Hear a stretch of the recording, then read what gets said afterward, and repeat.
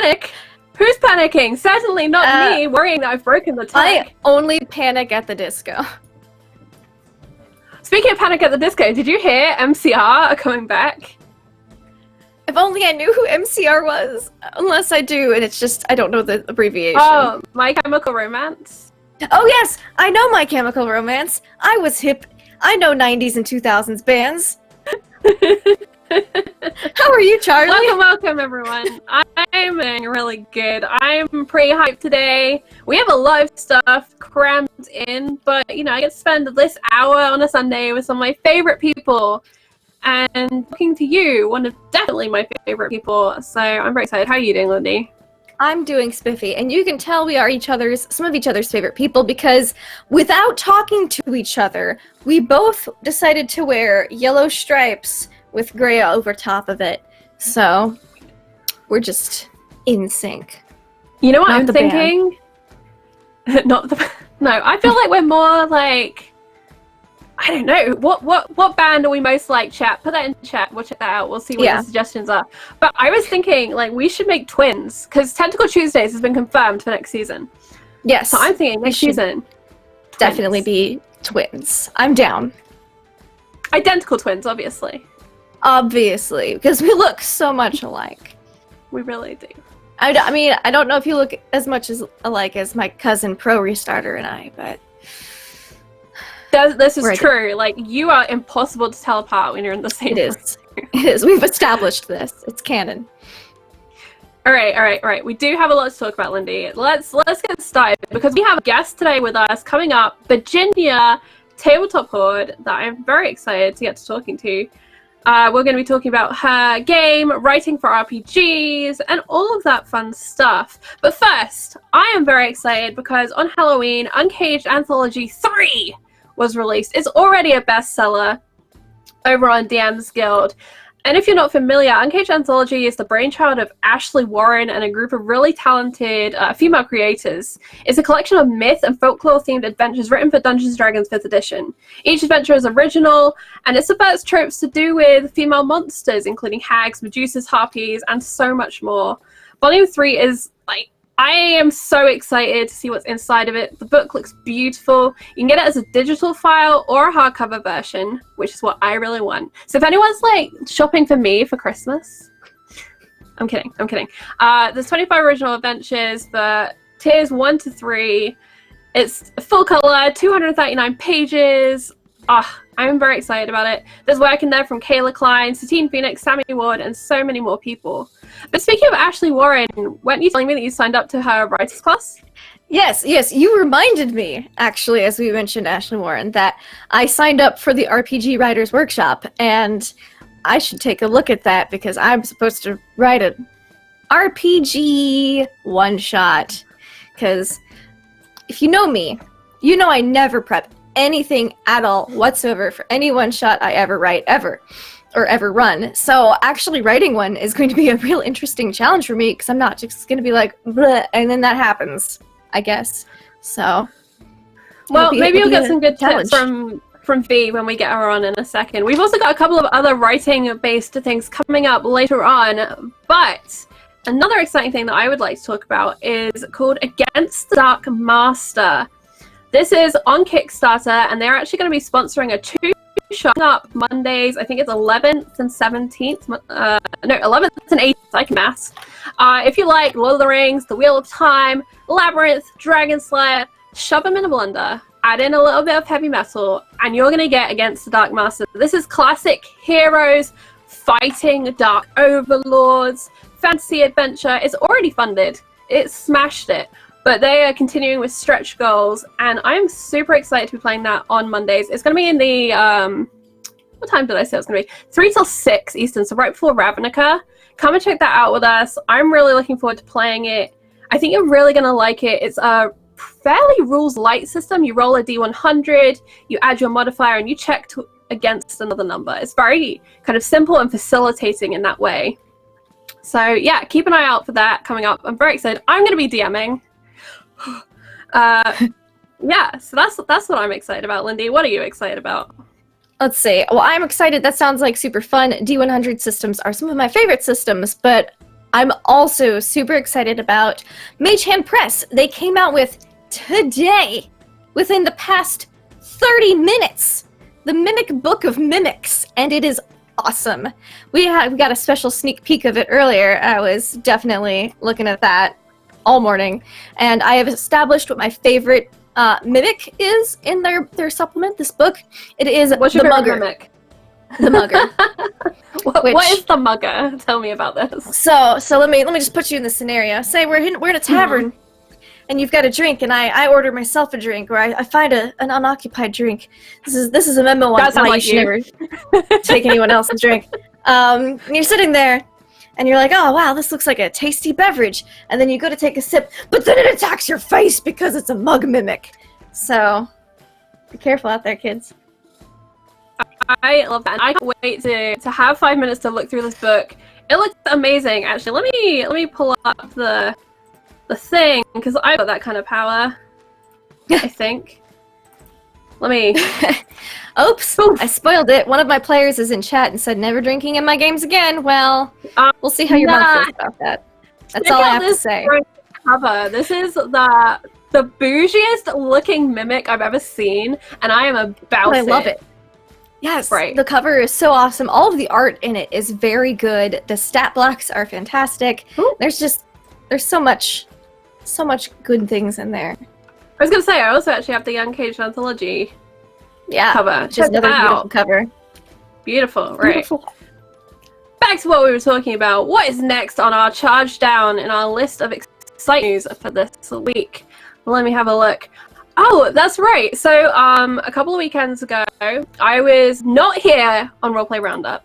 Nope. I was in London at a D&D and mental health panel event hosted at Bad Moon Cafe, I think that's what it's called, by the wonderful Rollist Pod, and there was a whole crew of exciting people there, including Janet and Dimitri from Wild Anvil, and I got talking to them, and they were telling me it's their 2nd year anniversary of having the platform, having this tool out there.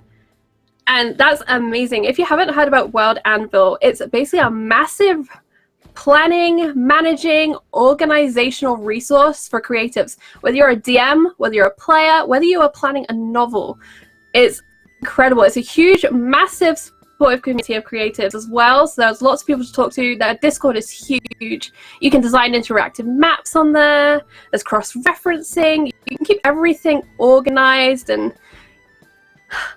in my head, I always think of it like Minority Report, where he's got that giant screen, you can like slide things around. Mm-hmm. And I like tools that help you be organized, that help you just get those creative ideas out and down, rearrange them. Yes. I like that they have linking. You can link pages you've written to maps, have maps linked to other maps, so that your whole world is just easily connected, which also helps players or other people who are interested in your setting or your module or whatever it is you're writing on there flip through it super easy. And kind of like when you're in Wikipedia, you can just go down that trail, that rabbit hole of how did I get on this topic, but it's just within your world. You can just keep going, just keep linking things to things and have everything be connected like a giant web. Speaking of linking, we are throwing links to all of these things in chat, so please do go and check them out, see what's useful for you.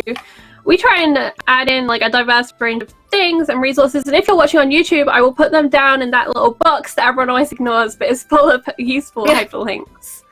Not so. Do people ignore that? Am I the only one who always looks in that little box? I don't, but okay. Occasionally I am curious when I see comments of, can I get a link to this? And then it's like the first thing in the box. But yeah, go and check out Wild Anvil. It honestly is a great resource. If you're making a whole module, I can only imagine how powerful this would be. And most of the tiers, if not all of the tiers, I believe are free. So that's definitely something worth looking at. But speaking of tools, we have another one. Yes, we do. So there is an Indiegogo currently going on that is a player's screen. Everyone has, not everyone, but a lot of people have a DM screen. This is the D&D player's screen for if you're a new player or if you struggle to remember all the details of the game, especially in the moment. This is a lower profile, so it's a nice tall player screen that might make life easier for you. You can see the rules quickly and easily. You don't have to flip through the PHB. a lot of cheat sheets, you can kind of misplace them or they get lost in the chaos at the table. So this stands up a bit more. The left-hand panel features things you can do on your turn. The center panel has a list of conditions and how they apply to you: poisoned, petrified, invisible, etc. And the right-hand panel has experience points, level up table, death saves, how they work, as well as dark vision, currency conversion, and exhaustion. So a bunch of useful things right there. So they're almost halfway to their goal on Indiegogo. They've got 22 days left to go. So if you think this is something that might benefit you or someone you know, go check it out.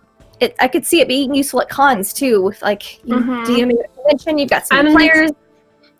I know from the creators, part of the inspiration behind this was to increase accessibility to help neurodiverse players who have, memory issues and other issues, have that information right there, is easy to reference. And I think it's a brilliant idea because everyone at that table is going to need a quick reference, and it's so much easier if that's a shared responsibility.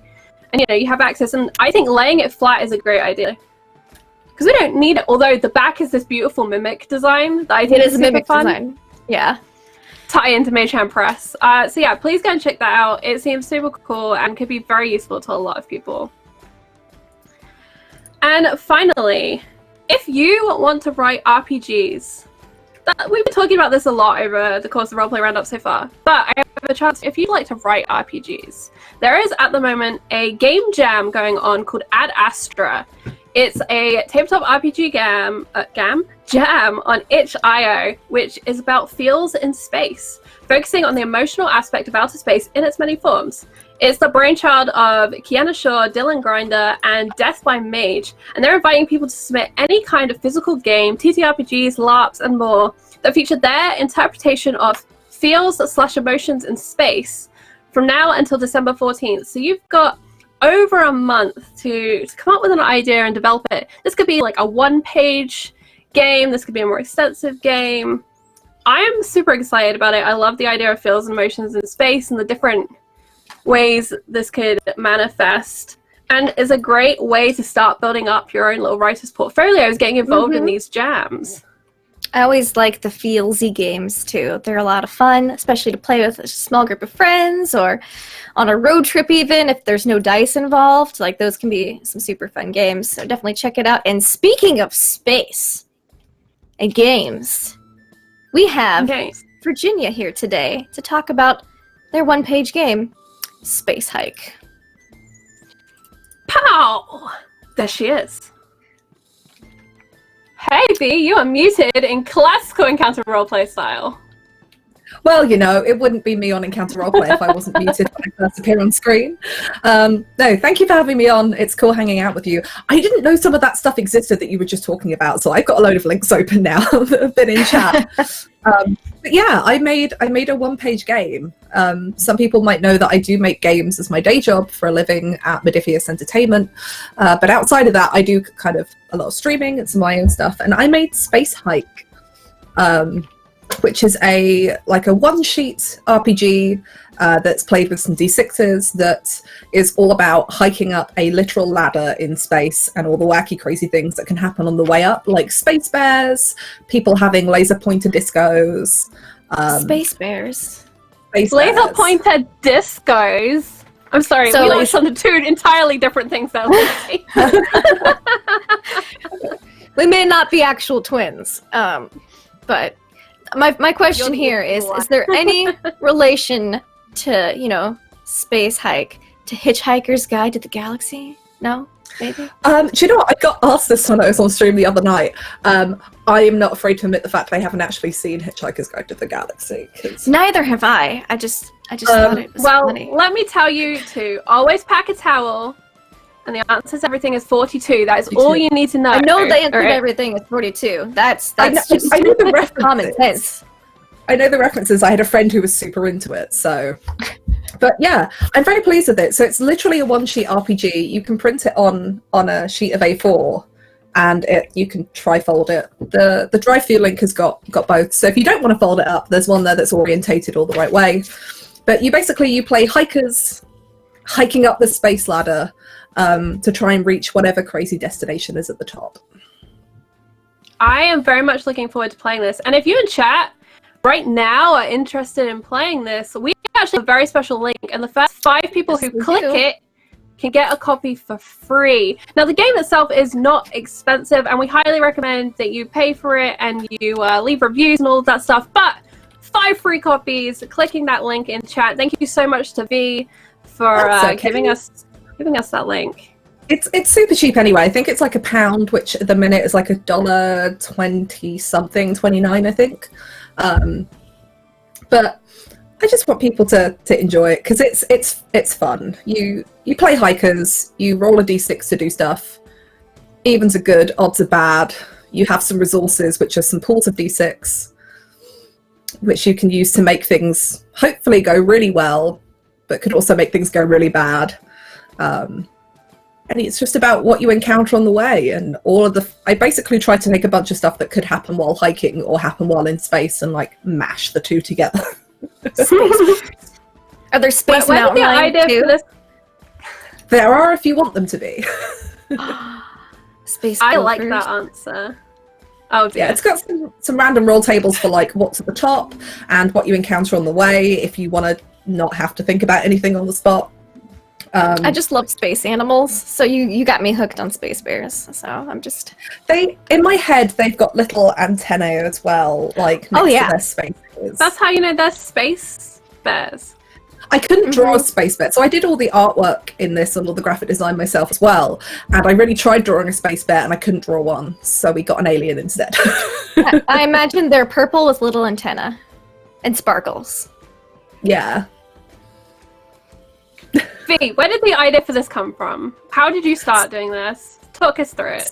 So, Space Hike, I knew I wanted to make a one-sheet RPG because I kept saying I would if I hit like 1,000 on Twitter. So I was like, I've got to start this now because I'm the worst for like trying to get writing started because I'll just sit there and stare at a thing like a blank sheet. And I was having a conversation with my good friend James, who I think is in chat at the minute. And we were completely unrelated to games. We were talking about something to do with space ladders. And I made a joke and he was like, it's not like hiking. It's not a literal ladder. I'm like, but what if it was like hiking and it was a literal ladder? And he was like, what do you mean? I'm like, oh, okay. And then I ended up coming out with like, I should make this a one-sheet RPG. And he was like, yeah, you should. So I did. I was just like, what crazy stuff could happen while hiking up a space ladder, like a literal ladder in space? And that's where it kind of came from. And then I just had to make up a D6 system that kind of worked, that didn't involve loads of complicated stuff. So I just went for odds or evens and then crits on 1s and 6s. I love it. But for people who don't know, your day job is working on games for Modiphius, right? It is, yeah. So I do the development on the John Carter of Mars RPG. I'm responsible for there being triple player characters as a downloadable PDF on the Star Trek line. Homeworld Revelations has just been announced, which is the role-playing game adaptation of the classic 90s video game Homeworld. And I'm managing that and doing some writing on that as well. So yeah, this is my day job. I help make, develop, and publish games. What is one game that you would love to work on? If you could work on any game or any concept. God. I mean, one of them I'm already working on because obviously we're making a Fallout role-playing game. And I absolutely love Fallout, so I never thought in a million years I'd ever get to work on anything to do with Fallout. It's one of my favourite video games. If somebody did like The 100, the RPG, I keep joking about this to people that I know, but I really love the television show The 100. It might just be because I have a bit of a crush on Alicia Declan Carey, who plays Lexa. But I love the storyline. I loved the diversity in a whole bunch of the characters. Seeing 2 bisexual characters on screen where that wasn't just everything about their character, that was just a part of them, was so great. And I think it'd make I really like post-apocalyptic stuff. So the thing I like about 100 as well is you've got the 2 generations in that story and the 2 parts of that story, which I think is really interesting. There's a lot of really good juxtaposition between like how the adults think, which is logical and sensible and reasonable, and then the constant shifting of these younger teens as they try and work out where they stand. And then obviously you have the grounders as well, who come from a completely different viewpoint, and they are all kind of one and the same. But it's a fantastic story. I'm not caught up with the new season, unfortunately, but I'd love to see that made into an RPG, because I think there's so much you could do with the setting. Like, there's a lot that's kind of established, but I think if you took the setting as a raw setting that just kind of maybe talked about what stuff happened in the actual show, and then kind of let you do your own version of that, that would be really cool. Like, to see what stories you could create using that setting and those people and that world outside of the main show would be amazing. And if anyone ever makes it, hit me up, because it'd be so up for me. Lindy, I've never asked you, like, what is something that you'd love to see as an RPG that isn't one yet? I think the first thing that comes to mind is Mass Effect. Ooh. Because I'm in love with the BioWare games, and they already have a Dragon Age. So the next big one is Mass Effect, which is, there's some super cool races, some intergalactic politics stuff going on, so they have plenty of lore to draw on. They just gotta make a system and put it out there. So, Pete, you have these ideas. For example, Mass Effect. How do you decide what system base to start with? How do you decide if you need to make a whole new system or if you should be doing a hack? Do you have any advice or insight on that? I think some of that comes down to in what capacity you make in the game, first of all. If this is, you just want to make it for you and your players, and you don't ever intend to put it out into the world, do whatever you want. Like, whatever system works best for you, change it, chop it up. Obviously, if you want to make this and you want to put it out into the world and sell it, make money off of it, distribute it, that comes with a whole load of business stuff to do with licenses that you have to buy and getting permission to use systems and royalties and all of that, which is a completely different conversation about how you actually do RPG business. But in terms of deciding a system, for me anyway, it depends a lot on who's making the game and why they're making it. But look at what you want people to be able to do. If you have a game that's all about fighting, for example, if that's what you want something that's very simulationist, where the whole point of the game is to get into fights and combat. You're going to pick a system that exists, or create a system that's going to really focus on those things, that's maybe a lot more strategic, a lot more moving parts.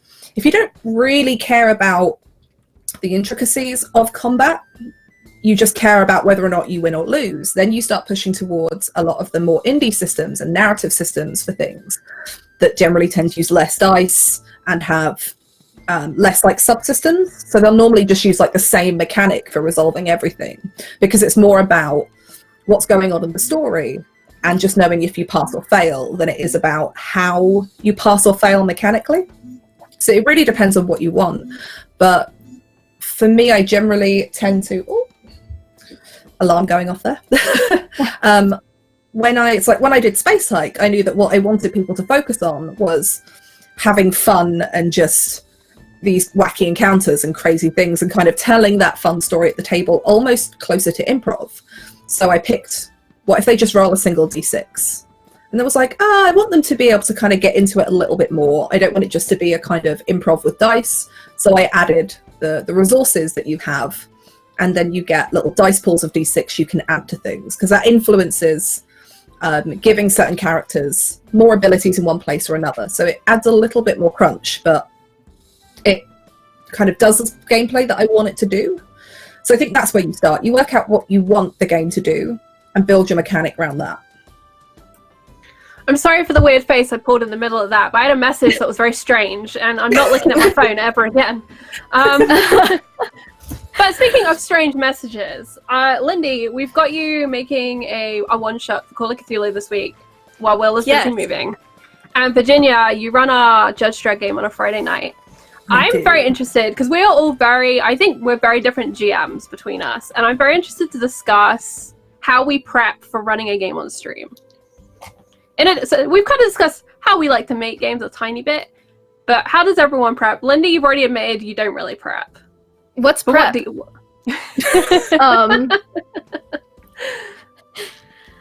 So we'll take my Tuesday game that I ran, or we'll take the Call of Cthulhu game that I ran, Beyond the Mountains of Madness. So that was my first time. The first time I DM a system is I actually do put some prep into it because I want to be more focused on I want my active attention to be on mechanics and my passive attention to be on story and plot, whereas if it's D&D or if I was to DM something Cthulhu now, my active attention is on story and plot, and my passive attention is on mechanics because I already know the mechanics. So if I know the system, prep. I usually do, this is your starting place. Here's the event that happens. Here are 3 NPCs and their motives. And that's all I prep for most, especially one-shots. If it's a longer-term campaign, then I typically go, okay, start goal, a few events that happen, and then end goal is hopefully they survive. And then I just see where my players take it because they could take it in all sorts of directions because I don't really railroad them into anything. I let them do whatever they want. But on my Tuesday game that I DM on my channel, Mists of Ravenloft, we're running all of the old 1st, 2nd, 3rd edition Ravenloft modules. So there is a bit more of a plot. In those cases, I skim/read the module or the Dragon magazine or whatever. And then I go, okay, that's a cool story. I basically have it kind of in my head, and then I present the scenario. I'm like, this is where you're at. What do you do? And then events happen, whether they're there or not, and then I just kind of let my players lead. I don't really do much prep, if any, most nights.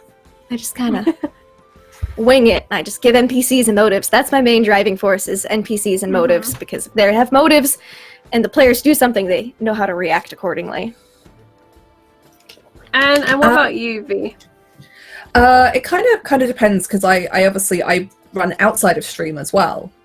For stream, I tend to prep a lot less because I find that quite often stories accelerate a lot quicker, oddly, on stream, and that a lot of the prep that I do actually kind of slows that down. For Dread, a lot of that is improv. So I have a rough idea of something that I want you guys to be able to achieve or give you the option to achieve. And then we'll kind of leave it up to you because you guys love throwing curveballs at me, like Horatio showing up on Friday. I was like, I guess there's a gorilla here now. If it's one-shots on stream, I generally have not even a full page of notes of just like what's going on, who's going where, any key bits like character names I'm gonna forget or bits of information, and that's about it. Like published stuff, I just tend to have the book and read over it, know where the story's at, like Lindy said, and just like know the story in your head and then just present that, and then you can kind of move stuff around.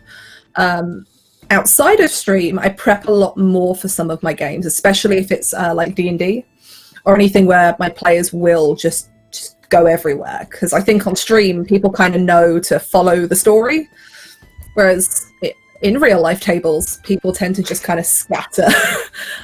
So what I do there is rather than prepping like a whole session as such, I will prep the bits I need them to do. And then no matter which direction they go in, I can adapt that bit to fit. So if they have to go into a magic shop in this bit of the city to get a MacGuffin, but they leave the city and go to another city, I just move the magic shop. And if they don't ever go in a magic shop, then it just, that item then goes somewhere else that they come across it if that's what I need them to find to progress the plot. So that way I don't have to railroad them. They can still go wherever they like, but I can still drop in those bits and those hooks that they need to get hold of and find. Because I don't like making my players work for session upon session to get a thing that I want them to get and they want to get, so we can all move to the bit of the story we want. Like there's no point in that. Okay, so I have one more question and then we'll get to the questions that are being posted in chat. If you do have any questions about anything, throw them in chat. I'm going to try and make sure we get to as many as we can. But my last question, connecting for both of you, when you're prepping a system that you don't know, when you're learning a new system, maybe as a player, not even as a DM, do you have any tips for tackling, you get this new book, it's a small book or it's a big book. How do you personally deal with that? Do you have new system anxiety? Are you excited by new systems? Let's start with V and then hop to Lindy, I think. Cool. Yeah, I mean, I had this recently with Dread, and I'm going to have it a lot with my one-shots coming up next year. But yeah, I get huge new system anxiety. Like, I can pick up an RPG system, like read it and understand it fairly well, but actually getting that to stick is really difficult. And that's because obviously my day job, I work with 2D20 and I know that system inside out. And so that is the one that's in my head most of the time. So even like switching to 5e that I ran for 2 years can be super difficult when I haven't played it in a while. What I tend to do, and what I did with Dread, was go like, forget all the extended stuff. Don't even look at character creation yet. Just go, like, have a quick read of how a character works, and then just look at the core rules. Like, what is the core bit of this game that works? So for Dread, that is, it's a D6 dice pool system. All I need to know to understand how that works is where do I get the D6s from, and what do the numbers that they roll mean?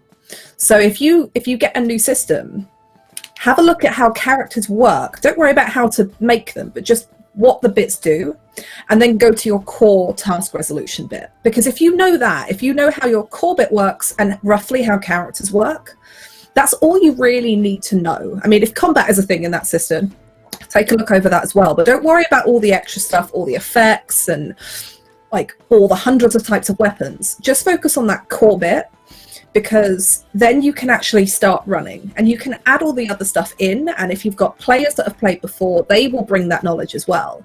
So with Dread, those first couple of sessions, I was just working on, obviously I'd read the rest of the rules, but I was like, I'm just going to work on that core bit because I know that bit really well. And then we can keep adding stuff in. So like a few sessions in, I was like, hey guys, don't forget there's luck. Because once you take a couple of sessions to get that first initial bit into your head, adding the rest of it's really easy. I agree, and that's why I love systems that come with pre-gens as well. Because then you know, character creation is great, and I love that customizing, and you do learn things about the game by building a character. But I think if you can start with a pre-gen and not have to stress about how to build and play a little bit of the game, I think that's a great launch point. What about you, Lindy? So I actually approach this different, whether I'm going to be a GM or a player. So I'll start with GM. If I'm a GM, I definitely get really bad new system anxiety. I'm like, oh, I'm gonna mess it all up. Probably because of how I prep as a player. So what I do as a GM is I completely ignore character creation. I ignore everything character related, and I go to the rules, how mechanics work, combat, because my players should have their characters. And I just will be like, yes, roll this, because I know how the main rules work. As a player, no new system anxiety really at all. But my main focus as a player is character creation, because if I know how to create my character, and if the GM knows the rules, we're golden. Everyone at the table will just be just fine. So as a character, I don't really sweat it much. I'll look through the rules, but I don't ingrain them, because as long as my character sheet is good, I understand my character sheet as a player, I'm happy. But as a DM, I completely ignore the character sheet and I just focus on the rules, because I don't know, I'm topsy-turvy, flip-floppy like that. But I think you made a good point though, Lindsay, and that like as a player, you want your GM to know stuff, and I think that works both ways. Like as a GM, I try my best, either like on stream or in real life, of being like, I will handle the rules. You just tell me what you want to do, because that's kind of my responsibility. But on the same hand, like I feel like players, if you know that your GM is new to a system, if you know that they're maybe not as experienced or they haven't played it in a while, just have a quick read. Just have a quick read of how you roll for a test, or how you make an attack, and kind of what some bits of your character mean. That doesn't mean you have to like know the rules as well as the DM, and if you don't get them, fine, but just have a look and have a vague idea of what the system lets you do and kind of how it lets you do that, because it will help your GM out so much when you're both sitting there and they know a little bit and then you remember a bit. Like we have to remember that with the prep isn't all on the GM, like players do prep as well. Yeah, my big thing is players know your character sheet. If I'm the GM, it's not my job to know what your monk stuff does, or your cleric, or your whatever system, what your character abilities are. That is on you. If you forget them, that's your problem, not mine. But as a player, I shouldn't expect the DM to know that either. And but if I need help with how combat works, the DM should probably have a bit of a grasp of that, because I know all my own things. So. That's just responsibility. Exactly. The whole table works together. It's collaborative. And I think also if you're playing with a group of where you've got 2 or 3 experienced players in maybe a couple of no's, and you're new to the system but you want to GM it, there's no reason why not to go to the experienced players and be like, can you help me out occasionally if I got a rule? I'll ask you. The experienced players, they'll figure out how you want to run the game as well, because they have to accept you're the GM. You have your idea on how you want to run this game, but also they can help. And that's different from being a rules lawyer where you sit there and you hear your GM make a decision. You're like, that's not in the rules. It's not. That's different. That's 100% different. And I'm not saying there's a problem with, pointing out if there's an inconsistency or, reminding people, oh, actually, that could give an advantage. That's very different from going, you're wrong. And and constantly. Session 0 is really good for that. And like, if you are new, either as a player or GM, and be like, I've never played this before. So like, this happens a lot in real life at my game club because we're always getting new players in. So I've had like so many new people to like D&D at my table. So what I'll do is like, right, you've played this before. Put your experienced players next to your new players because they'll act as a mini DM. Instead of that player having to ask you and feeling awkward about interrupting the game, they can ask the experienced player sitting next to them, what does this do? How does this work? And the same thing is if you're a GM that's new and you've got experienced players, be like, look, hey, I've never really done this before, so help me out if you know how the rules work. But if I get them wrong, or, if I decide that I'm going to kind of do my own thing with that bit, because I think as DMs, we all kind of occasionally, there are rules that we don't use or rules that we change a bit, or rules that we change sometimes in some circumstances. Just let them know, like, I might do that, and like, I want you to point out if I do, but at the end of the day, if I say it's going to be that way, we're going to do it that way. Is everyone cool with that? Yeah. Because, I feel like experienced players will always try to help you, and I think GMs, that's the other thing as well, is that if you've played the system but your players haven't, and they're really new, like, yes, they should read up on it, but do be prepared in those sessions to take time, or plan the first couple of sessions to get people used to those things. If your players have never done combat, plan a short little encounter for them in the first session where they can kind of go through it, and it can be slow. So your first 2 sessions aren't just, here's everything. I actually love GMing for new players because new players don't come in with as many preconceived ideas of what they're allowed to do or how problems should be solved. And so they always come up with the wackiest ideas, and it becomes, usually the most fun games I've had are wacky games with new players. But then sometimes when I'm the new GM and I'm playing with experienced players, we come up with like new ways of looking at things too. So I think that's really fun. Let's hop over to the questions that we've had coming in, because we've had a couple. Matt asks, what's the one adventure you would like to run but haven't been able to yet? If not a specific adventure, what game? I think would be a good question. Oh, I know what mine would be for this. Okay. For new games, there's a whole bunch of them on the shelf behind me, which is why I'm starting a stream next year to play them all.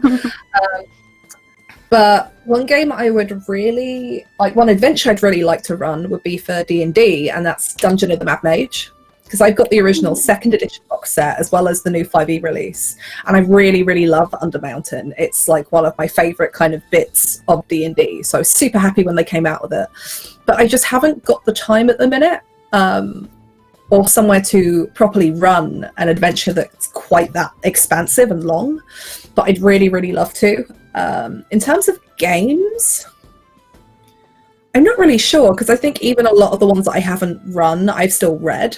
Maybe it's like Sims, because I'm super interested in the kind of background of that game. And I haven't really tried out the system. I've kind of just glossed over it when I bought the book. So that one I'd really love to get into a little bit. What about you, Lindy? So as a player, there are so many systems and games I want to try. But as a DM, because again, I have that new system anxiety real bad. As far as D&D goes, I pretty much have run or am running all the things I wanted to play. But in Call of Cthulhu, I still really want to run Down Darker Trails, the Wild West, the Weird West Cthulhu stuff. Probably would pulpify it. So that's one Cthulhu adventure I'd like to run, is some pulpy Weird West. That's actually the one that Will wants to run as well. We did this when we had the Q&A over on YouTube, and that's the one that Will's mentioned too. So, I mean, I really want to play it as well. So, fingers crossed we can do that in the new year. They're really cool. Lone Cut asks, Mountains of Madness is a huge campaign. Did you read the entire thing from all the way through before you started DMing it? So, it is a huge campaign. I didn't realize it was a huge campaign when I was like, yeah, I'll run this. Because I was just looking for an interesting campaign that would be good for a first-time Cthulhu DM, and the premise sounded like, oh, that's simple, I can handle that. And then I got the PDF, and I was like, ooh. So what I did is, before session 1, is I read the first half. And then, by midway through that season, I had read the second half. So, before we started, I read up through, like, midway into Antarctica. And then before they got, right when they were getting to Antarctica, is when I finished Antarctica, because I didn't want anything to be like, oh man, I really should have had that thing in there. It becomes crucial plot stuff later. So I definitely, I did read half of it before beginning, and then I read the other half not too long afterwards. So it was a lot of reading, but it was fun. And I had a blast with the campaign, and I wound up not modifying too terribly much. My players kind of were just like, yep. They did have a couple crazy tangents, and I did throw in time-traveling Nazis, but that was the only things I really changed. That was mostly because of player shenanigans, so, you know, you gotta do what you gotta do. On the subject of players, kind of tying back to our earlier conversations, and because for me it's nearly casting season for Encounter Roleplay for the new season. Keep an eye out for those cast calls, by the way. I'm curious, when you are GMing, what do you look for in players at your table? I know that both of you will DM for anyone. I know this to be a fact. Anyone sits down, you'll run with them. But, you know, what are your favorite types of players to have in a game? I like players who care about each other.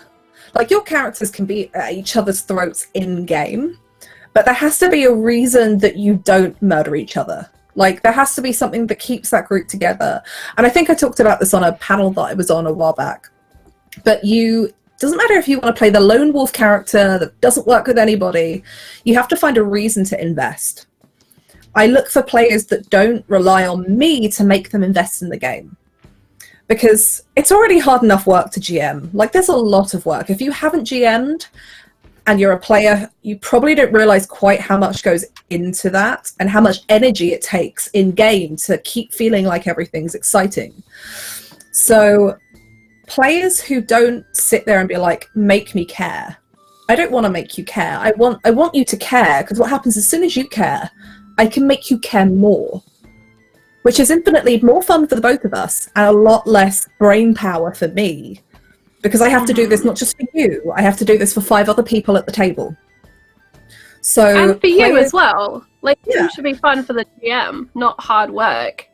Mm-hmm. You know, care about the game, care about your fellow player characters, even the ones that in-game your character doesn't like, because there's still a reason you stick around. You might think they're a complete terrible person, but you stick around because you're like, well, I'm kind of in this with them now, so I've got to stick around because I can't leave, that wouldn't be fair, you know, or I can't leave because, you know, that would make me as bad as them. Even if that's your reason, good. You care about that other character.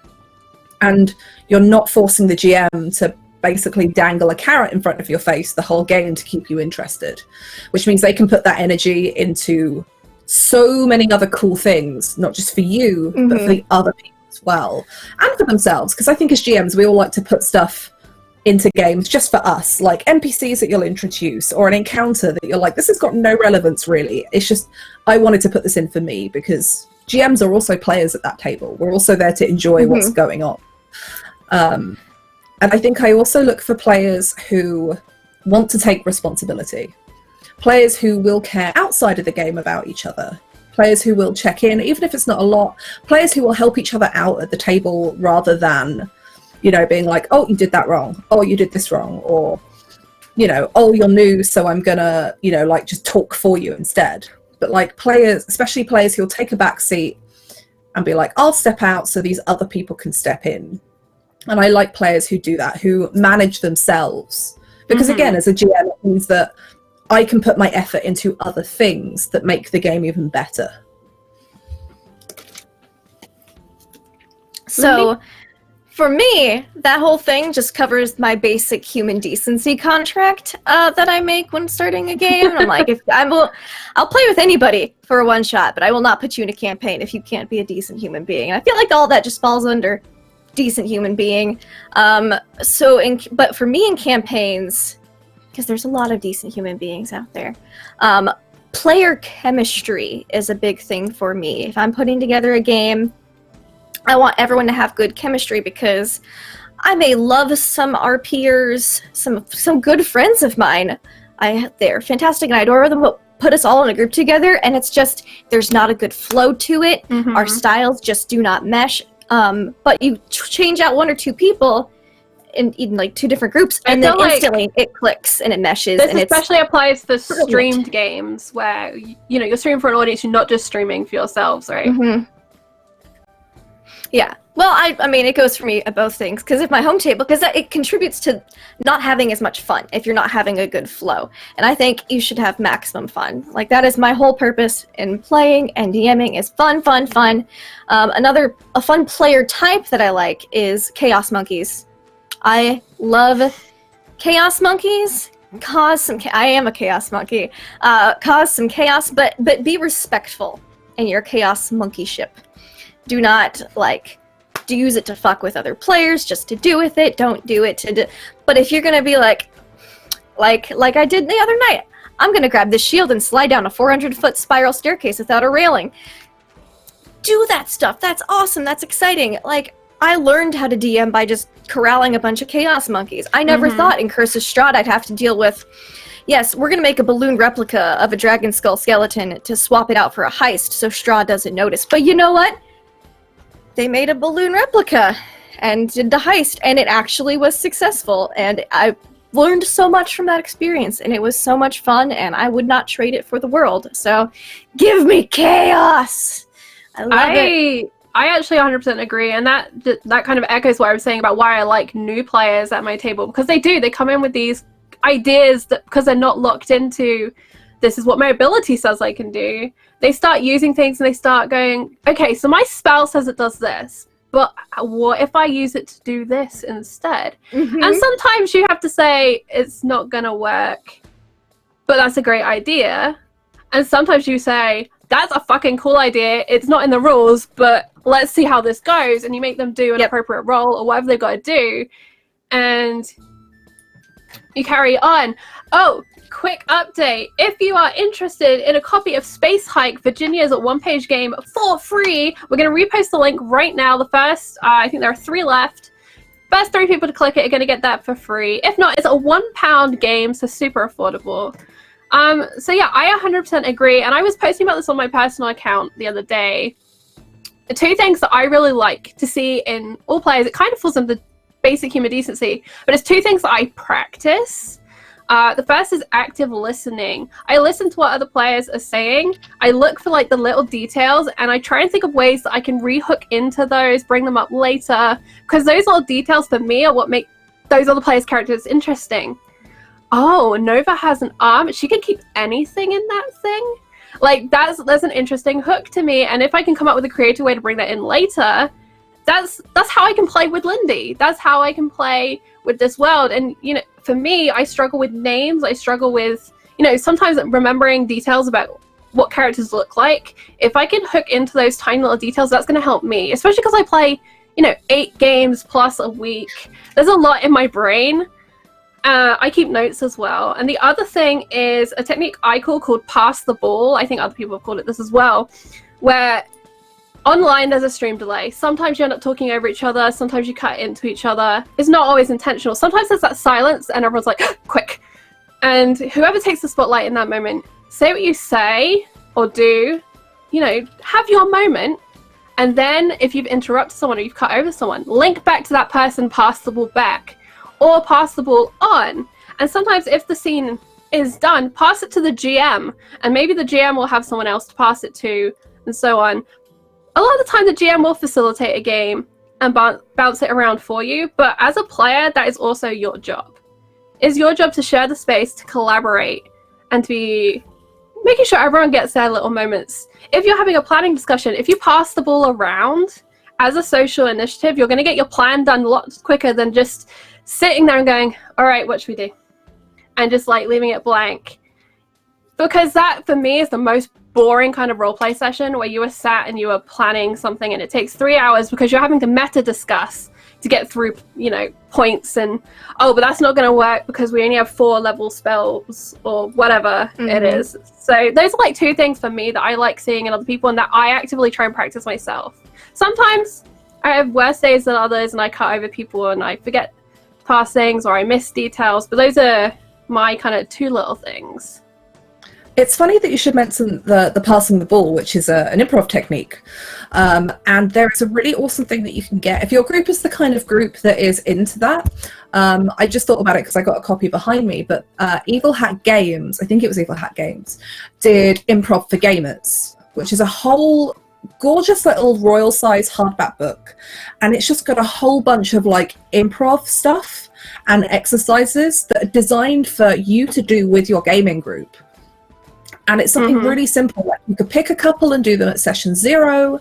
I imagine they'd be quite fun to do as well as like a little warm-up before a session if you wanted to kind of get into character, if that's the kind of thing that you're interested in. But if as a group you're interested in kind of building those improv skills, maybe that's because you want to, you know, eventually go on to stream your game and do something really entertaining. Because obviously I think all of us would agree that when you play on stream, you do, even as a player or a GM, there is a thing of like you are putting on a performance. It's not just playing a game, but there's a little bit more behind it. There's more drama behind it. So that's just a thing that I would definitely recommend if people are interested in doing that with their groups to kind of up their improv skills.